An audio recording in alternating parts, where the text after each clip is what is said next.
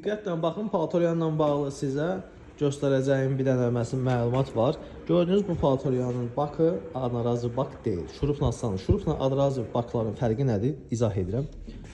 Gördüyünüz bu şuruplar, baxın.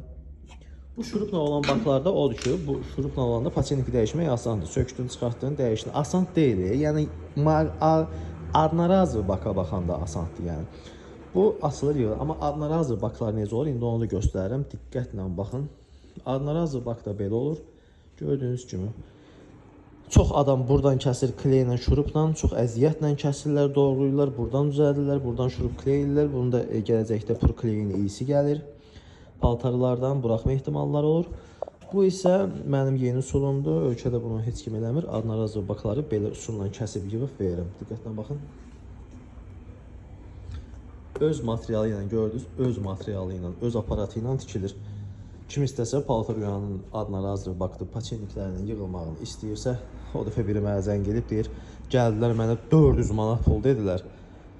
Sən neçə yığarsan? Mən dedim ki, mən onun yarısına yığaram.